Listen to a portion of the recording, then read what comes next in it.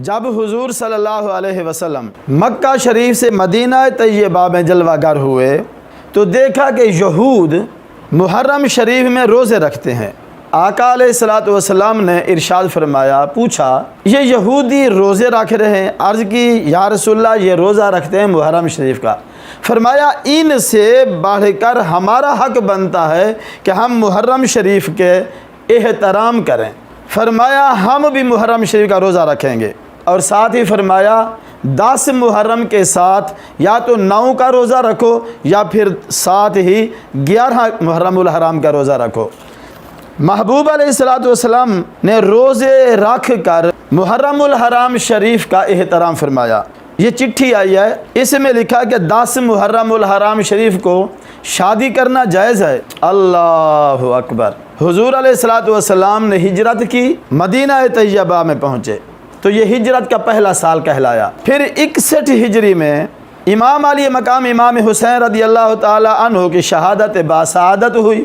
تو اب یہ 61 ہجری تک 61 سال جو گزرے، کتابوں میں تو لکھا ہے کہ لوگ شادیاں بھی کرتے، لوگ خوشیاں بھی کرتے، یہ تو اچھی بات تھی۔ 61 سال تک یعنی 60 سال تک صحابہ کرام علیہم رضوان محرم شریف میں خوشیاں شادیاں یہ کرتے رہتے، مگر جب حضرت امام حسین رضی اللہ تعالی عنہ کا یہ مارکہ کربلا شہادت باسعادت ہوئی، عاشق تو پھر عاشق ہوتے ہیں۔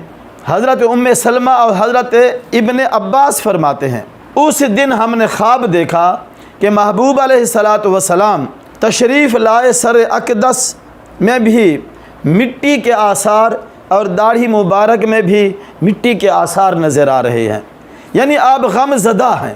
حضرت ام المؤمنین سلمہ رضی اللہ تعالیٰ عنہ فرماتی ہیں، ہم نے تاریخ نوٹ کر لی۔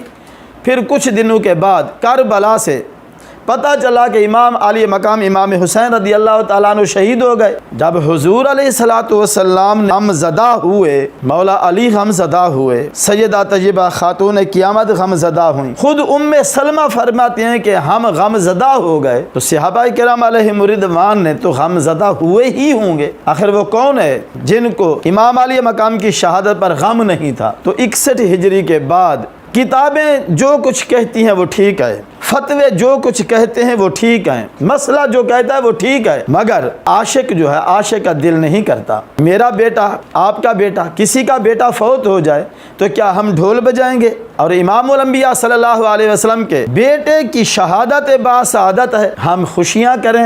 نہیں، بے شک علماء فتویٰ دے بھی دیں، مگر ہم یہ کہیں گے کہ نہیں، 10 محرم الحرام شریف کو شادی نہیں کرنی چاہیے۔ میں ایک بات اور بتاتا چلوں، آخر اگر لڑکی 16 سال کی جوان ہو، 15 سال 11 مہینے اگر اس نے والدین کی عزت کی لاج رکھی، اللہ تعالیٰ ہر بچی کو اچھا بنائے۔ 15 سال 11 مہینے اگر اس نے اپنے والدین کی لاج رکھی تو 1 مہینے میں بھی وہ دیوار نہیں پھیلانگے گی۔ کسی کا بچہ اگر 16 سال میں جوان ہو گیا، 15 سال 11 ماہ اگر اس نے اپنے والدین کی داڑھی کا احساس کیا، شریعت مصطفیٰ کو سینے سے لگائے رکھا، گناہ نہیں کیے، تو وہ 1 مہینے میں بھی کچھ نہیں کرے گا۔ تو آئیے، ہاں البتہ کوئی یہ کہے کہ امام علی مقام امام حسین رضی اللہ تعالی عنہ کی شہادت باسعادت پر ہمیں غم نہیں ہے، ہم خوشی منا کر اہل تشیع یا کسی مسلک یا کسی مذہب یا کسی لوگوں کا ہم الٹ کریں گے